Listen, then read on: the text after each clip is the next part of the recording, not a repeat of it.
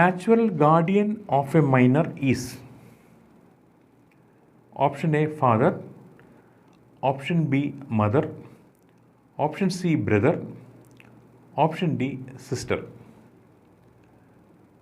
ഒരു മൈനറെ സംബന്ധിച്ചോളം ഒരു നാച്ചുറൽ ഗാർഡിയൻ അത്യാവശ്യമാണ്. ആരാണ് നാച്ചുറൽ ഗാർഡിയൻ എന്നാണ് ചോദ്യം. The answer is option A father.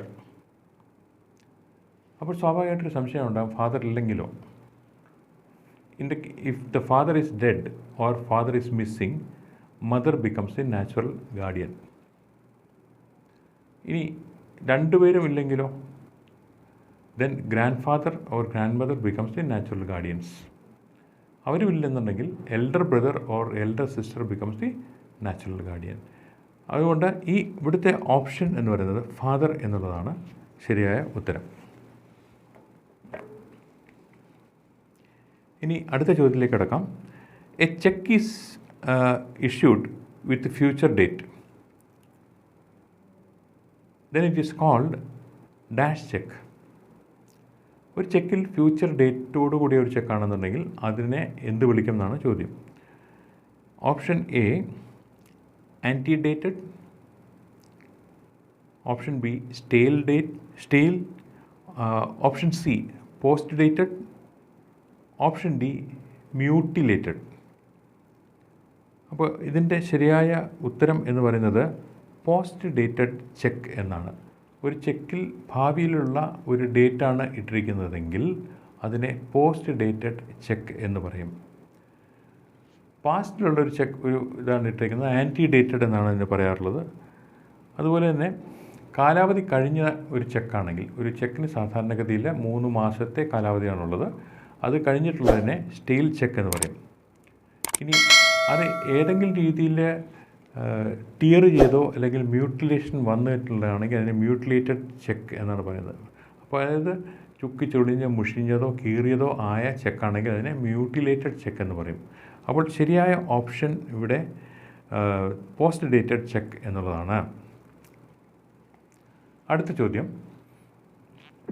The difference between financial margin and the transaction cost is called option A margin, option B net margin, option C operating margin, option D none of the above.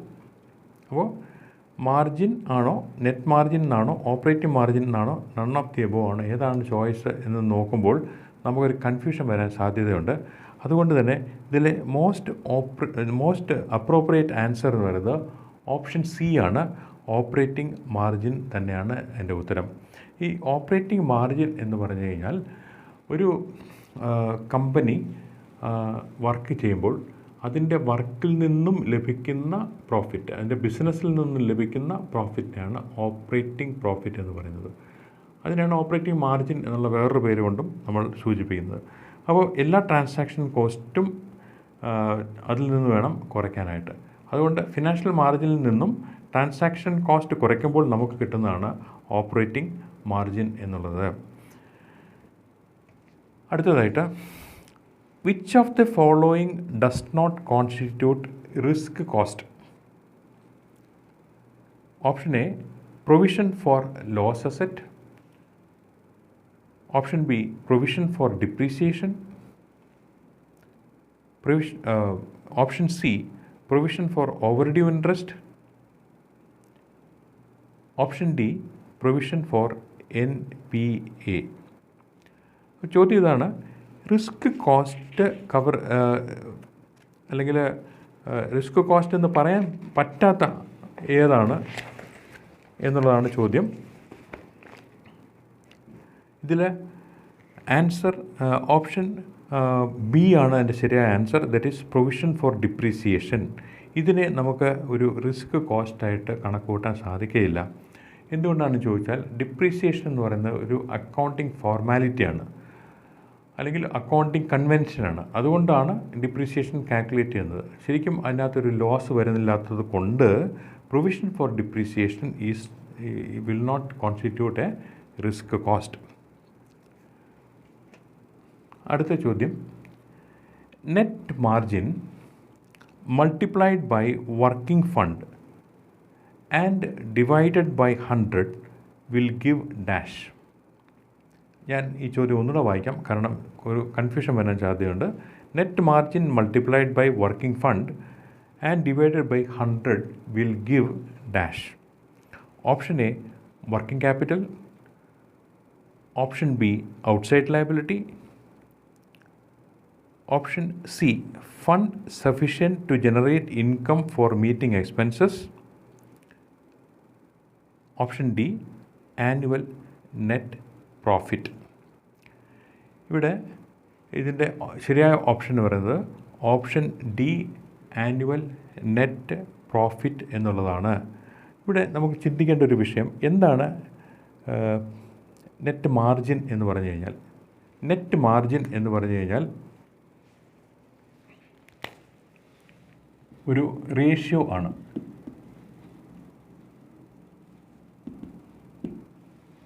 Net മാർജിനിൽ annual profit എന്താണോ, annual profit of the bank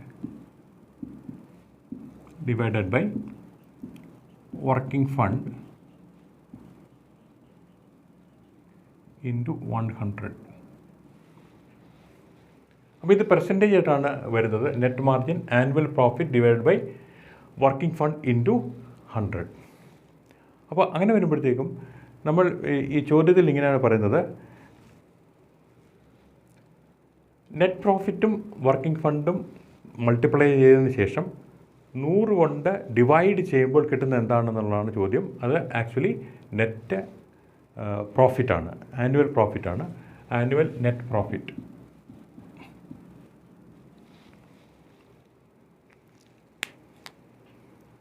അപ്പോൾ ഇതാണ് net margin കണ്ടുപിടിക്കാനുള്ള formula. അടുത്ത ചോദ്യം, provision for overdue interest taken to income head dash %. Provision required for overdue interest taken to income head is dash %.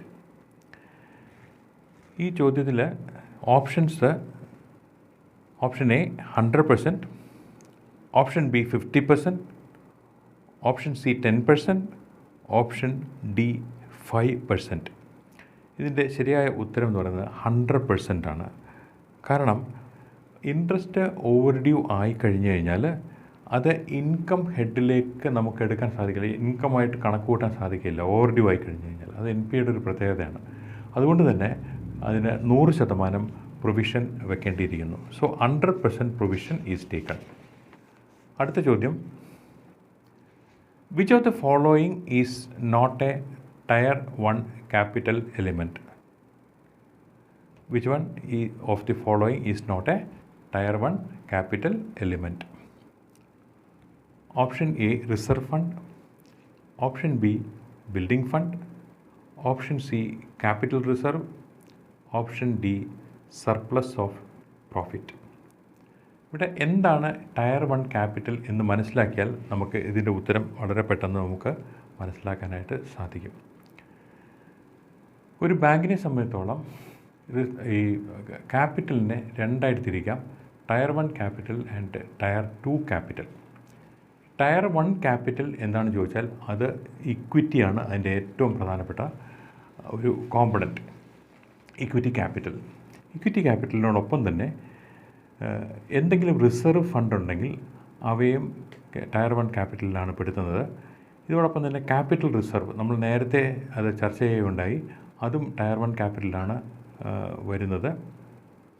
അതുപോലെ തന്നെ പ്രോഫിറ്റിൻ്റെ surplus എന്തെങ്കിലും ഉണ്ടെങ്കിൽ അത് നേരെ ചെല്ലുന്നത് ഇക്വിറ്റി ക്യാപിറ്റലിലേക്കായിരിക്കും. അതുകൊണ്ട് തന്നെ അത് ടയർ 1 ക്യാപിറ്റലായിരിക്കും. അപ്പോൾ ടയർ 1 ക്യാപിറ്റൽ അല്ലാത്ത ഓപ്ഷൻ ഏതാണെന്ന് ചോദിച്ചാൽ ബിൽഡിംഗ് ഫണ്ടാണ്. അതുകൊണ്ട് തന്നെ right answer is option B building fund. Actually building fund പോലെയുള്ള ഫണ്ടുകൾ ശരിക്കും നമ്മൾ ടയർ 2 ക്യാപിറ്റലിലാണ് പെടുന്നത്. അപ്പോൾ ടയർ 2 ക്യാപിറ്റലിൽ വരുന്ന ഒരു കോമ്പണൻറ്റ് ബിൽഡിംഗ് ഫണ്ടാണ്. മറ്റ് കോമ്പണൻറ്റ്സ് ഇപ്പോൾ ഡിബെഞ്ചേഴ്സ്, ബോണ്ട്, ഇത് ഇങ്ങനെയുള്ള കാര്യങ്ങളൊക്കെ ഇഷ്യൂ ചെയ്തിട്ടുണ്ടെങ്കിൽ അവയെ സബോർഡിനേറ്റഡ് ഡെറ്റ്സ് എന്ന് പറയും. അവയൊക്കെ ഈ ടയർ 2 ക്യാപിറ്റലിലാണ് വരിക. അപ്പോൾ ടയർ 1 ക്യാപിറ്റലിൽ വരാത്തത് ഏത് എന്നുള്ളതാണ് ചോദ്യം. അത് ബിൽഡിംഗ് ഫണ്ട് എന്നുള്ളതാണ് എൻ്റെ ഉത്തരം.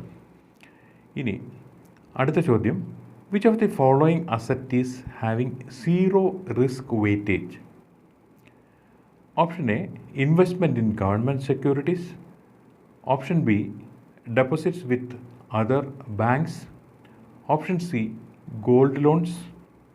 Option D, cash balance. അപ്പോൾ റിസ്ക് തീരെ ഇല്ലാത്ത അല്ലെങ്കിൽ സീറോ റിസ്ക് വെയിറ്റ് ഉള്ള അസറ്റ് ഏതാണ് എന്നുള്ളതാണ് ചോദ്യം. ഇതിൽ ഓപ്ഷൻ ഡി ആണ് ശരി, ക്യാഷ് ബാലൻസ്.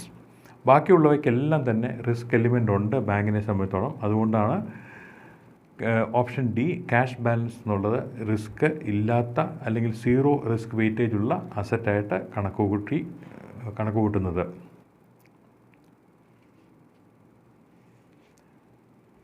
ഇവിടെ ചില സംശയങ്ങളൊക്കെ വരാം. അതായത് ഗവൺമെൻറ് സെക്യൂരിറ്റീസിൽ ഇൻവെസ്റ്റ് ചെയ്തിട്ടുണ്ടെങ്കിൽ അതിനകത്ത് റിസ്ക് വരാൻ സാധ്യതയുണ്ടോ എന്ന് ചോദിച്ചാൽ അതിനകത്ത് റിസ്ക് വരാം. കാരണം ഗവൺമെൻറ്റിൻ്റെ മാറ്റം അനുസരിച്ച് ചില സമയങ്ങളിൽ ഗവൺമെൻറ് നിലനിൽപ്പ് അല്ലെങ്കിൽ പൊളിറ്റിക്കൽ റീസൺസ് കൊണ്ട് ചില സമയങ്ങളിൽ അതിനകത്തൊരു റിസ്ക് വരാവുന്നതുകൊണ്ട് ആ ഗവൺമെൻറ് സെക്യൂരിറ്റീസിലും ഒരു എലിമെൻ്റ് ഓഫ് റിസ്ക് ഉണ്ടാവും. അതുപോലെ തന്നെ വേറെ ബാങ്കുകളിൽ വെച്ചേക്കുന്ന ഡെപ്പോസിറ്റ് തീർച്ചയായിട്ടും അതിനുമുണ്ട് ഒരു റിസ്ക്. കാരണം മറ്റേ ബാങ്ക് മെർജ് ചെയ്ത് പോകപ്പെടുകയോ അല്ലാതെ അത് കൊലാപ്സ് ചെയ്ത് പോവുകയോ ചെയ്യുകയാണെങ്കിൽ അതിനകത്ത് റിസ്ക് ഉണ്ട്. ഗോൾഡ് ലോൺസിൽ എപ്പോഴും റിസ്ക് ഉണ്ട്. കാരണം ഗോൾഡ് അപഹരിക്കപ്പെടാം, അല്ലെങ്കിൽ ഗോൾഡിൽ എന്തെങ്കിലും ഒരു ഫ്രോഡ് നടക്കാൻ ചാൻസ് ഉണ്ട്. അതൊക്കെ ആണെങ്കിൽ റിസ്ക് ഉണ്ട്. അതുകൊണ്ട് സീറോ റിസ്ക് അല്ല. പക്ഷേ ബാങ്കിൽ ഉള്ള ക്യാഷ് ഡെപ്പോസിറ്റ്, ക്യാഷ് ബാലൻസ് തീർച്ചയായിട്ടും അതിൻ്റെ ഒരു സീറോ റിസ്ക് അസറ്റ് തന്നെയാണ്. അടുത്ത ചോദ്യം, general provision and loss reserve which is an element of tier 2 capital include provision for standard assets and dash. അപ്പോൾ ഇവിടെ ചോദ്യം ടയർ 2 ക്യാപിറ്റലിൻ്റെ ബേസ് ചെയ്തിട്ടാണ്. അതിൽ general provisions and loss reserve എന്ന് പറഞ്ഞൊരു കാറ്റഗറി ഉണ്ട്. ആ കാറ്റഗറിയിൽ ഇൻക്ലൂഡ് ചെയ്തിരിക്കുന്ന സ്റ്റാൻഡേർഡ് അസറ്റിൻ്റെ പ്രൊവിഷനും പിന്നെ വേറെ ഏതാണ് എന്നുള്ളതാണ് ചോദ്യം.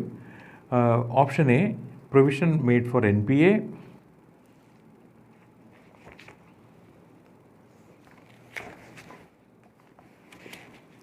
Option B, provision for depreciation. Option C, excess provision made of NPA. And option D, none of the above എന്നുള്ളതാണ്. ഇതിൽ ശരിയായ most appropriate answer is option C, excess provision made of NPA. NPAക്ക് എന്തുകൊണ്ടാണ് എക്സസ് പ്രൊവിഷൻ വയ്ക്കുന്നത്? ചില ബാങ്കുകൾ അങ്ങനെ വയ്ക്കാറുണ്ട്.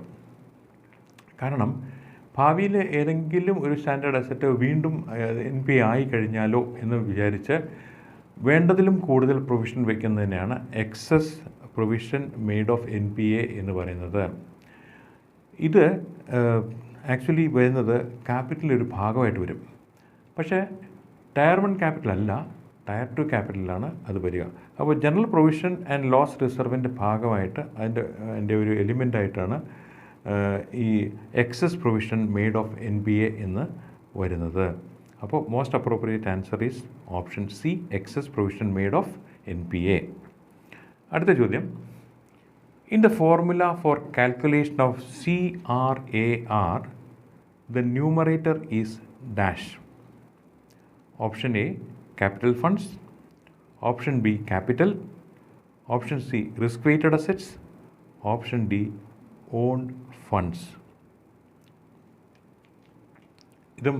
ഇതിൻ്റെ ഓപ്ഷൻസ് എല്ലാം ധാരാളം കൺഫ്യൂഷൻ ഉണ്ടാക്കാൻ സാധ്യതയുള്ളതാണ്. പക്ഷേ most appropriate answer is option A, capital funds എന്നുള്ളതാണ്. ഇവിടെ എന്താണ് CRAR എന്ന് പറയുന്നത്? Capital to risk weighted assets ratio എന്നാണ് ഇതിൻ്റെ ഫുൾ ഫോം. ഇതിനൊന്നുകൂടെ പറയാം, capital to risk weighted asset ratio എന്നതാണ് CRAR എന്നുള്ളത് കൊണ്ട് ഉദ്ദേശിക്കുന്നത്. അപ്പോൾ ഒരു ബാങ്കിനെ സംബന്ധിച്ചിടത്തോളം CRAR കണ്ടുപിടിക്കുന്നത് എങ്ങനെയാണെന്ന് ചോദിച്ചാൽ capital fund divided by risk weighted assets. Into 100, അപ്പോൾ പെർസെൻറ്റേജ് ആയിട്ട് നമുക്ക് കിട്ടും. അങ്ങനെയാണ് CRAR കിട്ടുന്നത്. റിസർവ് ബാങ്ക് ഓഫ് ഇന്ത്യയുടെ റെഗുലേഷൻസ് അനുസരിച്ച് all commercial bank should keep a minimum of 9% of CRAR. അപ്പോൾ ഒരു ബാങ്കിൻ്റെ സുസ്ഥിരതയെ കാണിക്കുന്ന ഒരു മെഷറാണ് CRAR. That should be minimum 9%. Okay, അപ്പോൾ അത് ക്യാപിറ്റൽ ഫണ്ടാണ് അതിൻ്റെ ന്യൂമറേറ്ററായിട്ട് വരുന്നത്. ഡിനോമിനേറ്ററായിട്ട് വരുന്നത് റിസ്ക് വെയ്റ്റഡ് അസറ്റ്സ് ആണ്. ഇനി അടുത്ത ചോദ്യം ഇതാണ്: the changes in market interest rate adversely affect a bank's financial condition. It is called dash. ഞാൻ ആ ചോദ്യം ഒന്നുകൂടെ വായിക്കാം. The changes in market interest rate adversely affect a bank's financial condition. It is called dash. A liquidity risk, B operational risk, C market risk, D interest risk. ഇതിലെ answer, most appropriate answer is option D, interest risk എന്നുള്ളതാണ്. ഇനി നമുക്ക് നോക്കാം എന്താണ് ഈ റിസ്കുകളെല്ലാം. അതിനെക്കുറിച്ച് സാമാന്യമായ ഒരു അറിവുണ്ടെങ്കിൽ ഇത്തരം ചോദ്യങ്ങൾക്ക് നമുക്ക് ആൻസർ ചെയ്യാനായിട്ട് സാധിക്കും. എന്താണ് ലിക്വിഡിറ്റി റിസ്ക് എന്ന് പറയുന്നത്? Liquidity risk is the inability of a bank to repay its obligations. എന്ന് പറഞ്ഞാൽ ഒരു ലയബിലിറ്റിയെ പെട്ടെന്ന് ഇല്ലാതാക്കാനായിട്ട് ഉള്ള കഴിവ് ഒരു ബാങ്കിനില്ലെങ്കിൽ അതിനെ ലിക്വിഡിറ്റി റിസ്ക് എന്നാണ് പറയാറുള്ളത്. ഉദാഹരണത്തിന്, ഒരാൾ ഒരു ഡെപ്പോസിറ്റ് ബാങ്കിൽ നിക്ഷേപിച്ചിട്ടുണ്ട്. ആ നിക്ഷേപം തിരിച്ചെടുക്കാൻ വരുമ്പോൾ അയ്യോ ഇപ്പോൾ ഫണ്ടില്ല, അത് പിന്നീട് തരാം എന്ന് ബാങ്ക് പറയുകയാണെങ്കിൽ അതിന് ലിക്വിഡിറ്റി റിസ്ക് ഉണ്ടെന്നാണ് അതിൻ്റെ അർത്ഥം. ഓക്കെ, അതേപോലെ തന്നെ ഓപ്പറേഷണൽ റിസ്ക് എന്ന് പറഞ്ഞാൽ ഒരു ബാങ്കിനെ സംബന്ധിച്ചോളം ഒരു ഫ്രോഡ് നടക്കുകയോ അല്ലെന്നുണ്ടെങ്കിൽ അതിൻ്റെ സിസ്റ്റത്തിന് എന്തെങ്കിലും തകരാറ് വരികയോ ചെയ്യുമ്പോൾ ഉണ്ടാകുന്ന ബാങ്കിൻ്റെ നഷ്ടത്തെയാണ് ഓപ്പറേഷണൽ റിസ്ക് എന്ന് പറയാറുള്ളത്. At the same time market risk എന്ന് പറയുന്നത് ബാങ്കിന് പുറത്തുള്ള മാർക്കറ്റിലെ റേറ്റ് ഓഫ് ഇൻട്രസ്റ്റ് മാറുകയോ അതല്ലെന്നുണ്ടെങ്കിൽ വേറെ എന്തെങ്കിലും റെഗുലേഷൻസ് വരുന്നത് പ്രകാരമുള്ള മാറ്റങ്ങൾ വരികയോ ചെയ്യുന്നത് കൊണ്ടുണ്ടാകുന്ന ബാങ്കിൻ്റെ നഷ്ടത്തെയാണ് മാർക്കറ്റ് റിസ്ക് എന്ന് പറയുന്നത്.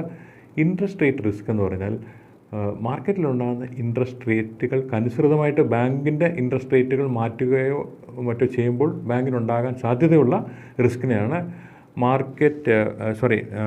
ഇൻട്രസ്റ്റ് റേറ്റ് റിസ്ക് എന്ന് പറയുന്നത്. ഇവിടെ ശ്രദ്ധിക്കേണ്ട ഒരു വിഷയം, ഈ മാർക്കറ്റ് ഇൻട്രസ്റ്റിൻ്റെ ഒരു ഭാഗമാണ് ഈ ഇൻട്രസ്റ്റ് റേറ്റ് റിസ്ക് എന്ന് പറയുന്നത്.